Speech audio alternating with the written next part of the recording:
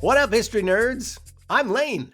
And I'm Nerd Dave, and welcome back to Touring History X, Y, and Z, the podcast that takes one date and finds three historical events that'll hit different depending on whether you remember the Berlin Wall falling, 9/11, or learning about both from TikTok, which may not be around much longer. You never know. But before we Yeah. dive into July 8th's historical buffet, a quick word Yes. from our sponsor, Hi-Ho Cheeseburgers. Oh, wonderful. I love them. Yeah, you know what I love about Hi-Ho? No, what? They're not just slinging any old beef. We're talking 100% grass-fed Wagyu from First Light Farms in New Zealand. Yeah, no slinging there. And here's the thing that blows my mind. Ba-boom. This isn't just some marketing gimmick. This isn't just some marketing gimmick. We're talking sustainably raised, certified humane. I think they pet them every day. Antibiotic and GMO free. Plus, get this, it's actually lower in saturated fat while being higher in heart healthy omega 3s, vitamins, and antioxidants. It's a health burger.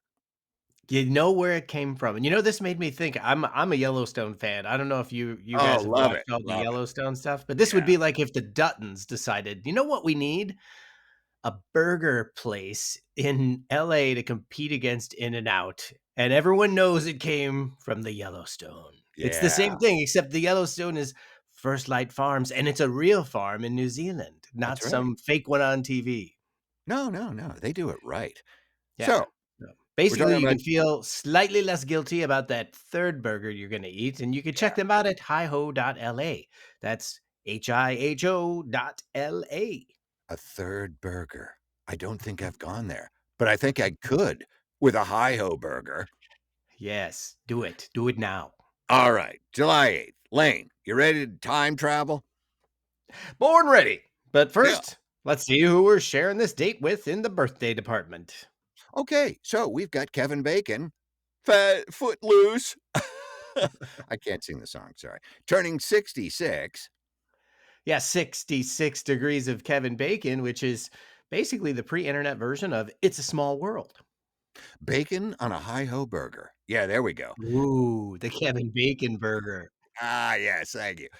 Angelica Houston at 73, who terrified me as the Grand High Witch. Ooh, still having nightmares. Yes.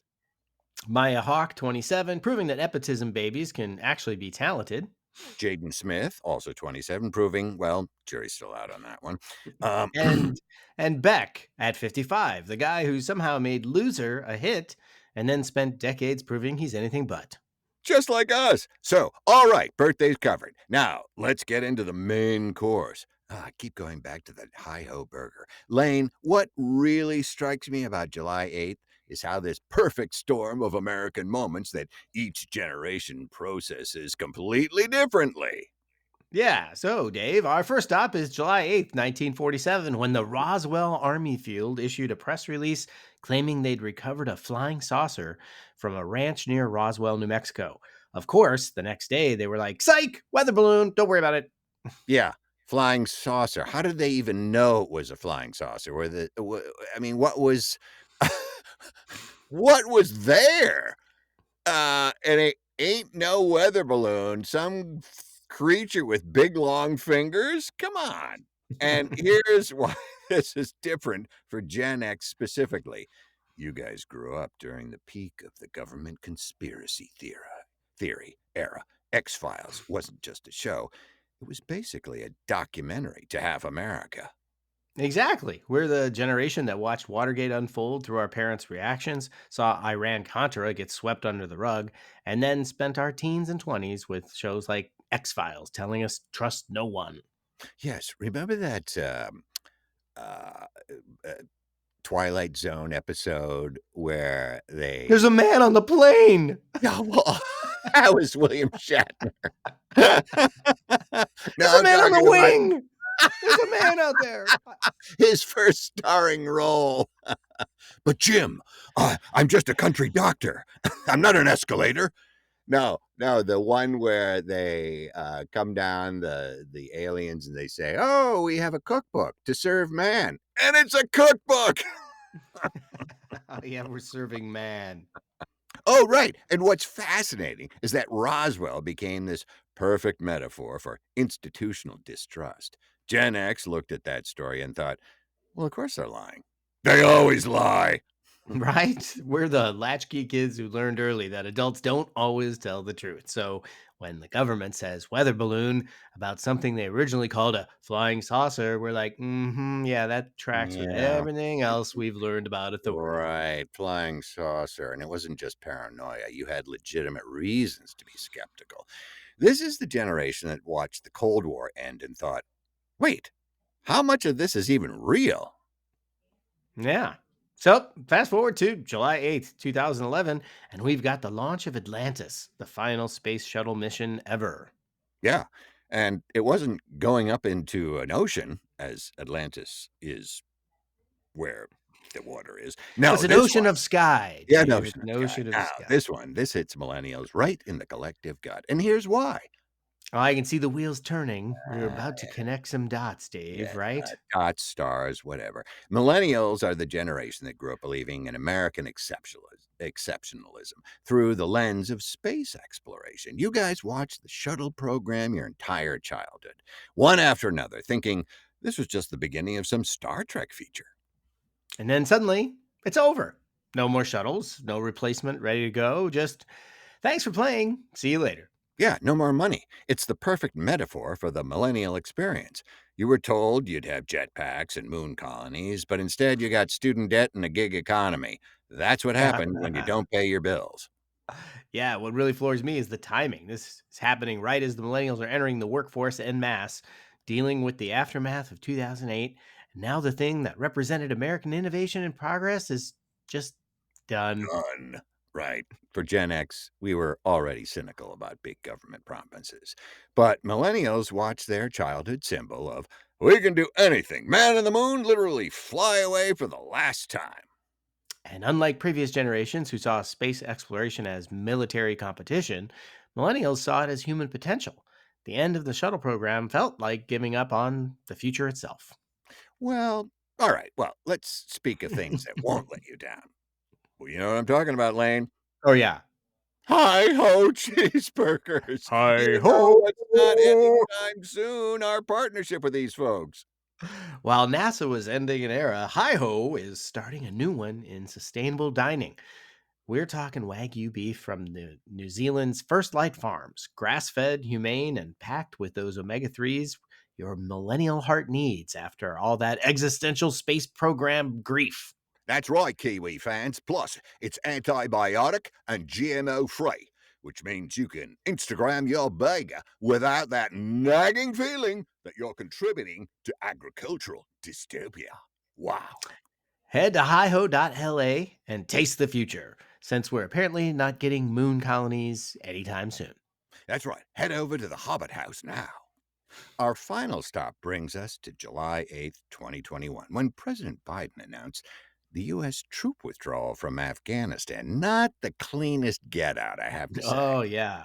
This one's all about Gen Z's relationship with forever wars and institutional accountability. Well, here's the thing that absolutely floors me, Lane, about Gen Z's reaction to this. They're the first generation to grow up entirely during the War on Terror, 9/11, but they processed it completely differently than millennials or Gen X.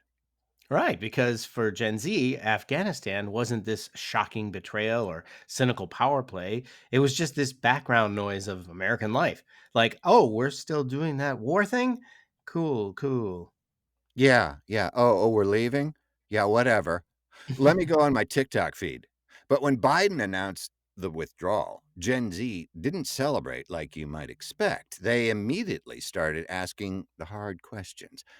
What about the people we're leaving behind, the interpreters, all those people that had faith in us? What was this all for? Who's accountable for 20 years of this? And what happens to those people when we take off? Good questions. Gen Z approaches foreign policy with this brutal authenticity that makes everyone else uncomfortable. They don't have patience for face saving or political theater. Yeah, well, there's theater, but it's always political. Exactly. Where millennials might focus on the hypocrisy, and Gen X might shrug and say, government gonna government. It's easy for you to say. Government gonna government. Gen Z is like, no, no, seriously, explain to me why we just spent 2 decades and trillions of dollars on this when I still am paying off my student loans for 12 years. Yeah, they're the TikTok generation that is used to getting straight answers fast. The idea of accepting it's complicated as an explanation for foreign policy disasters just doesn't compute. Yeah, and they've grown up seeing the real time consequences of American foreign policy through social media. They're not getting their war updates from CNN, which they don't ever watch. They're seeing it through the eyes of people actually living it in real time on their phones. Yeah. So we've Yeah. got, yeah, so there, yeah, man. So we've got three July 8ths that perfectly capture how each generation processes American institutions. Gen X learned not to trust them. Millennials watched them fail to deliver on promises. And Gen Z is demanding they actually be accountable. It's like this evolution of skepticism from they're probably lying to they definitely can't deliver to explain yourselves immediately. Please do. Call them on the carpet. And somehow, through all of this institutional disappointment, we still manage to find hope in grass fed Wagyu burgers from New Zealand. Thanks again to Hi-Ho Cheeseburgers at hiho.la for keeping us fed while we process decades of American dysfunction. Yeah. If you enjoyed today's trip through July 8th, smash that like button, subscribe, and here's what we want from you. Yes, record a voice memo telling us about your favorite historical date, your birthday, graduation, first kiss, last day of school, whatever moment in time means something to you, like when you took your dog for a walk the other day.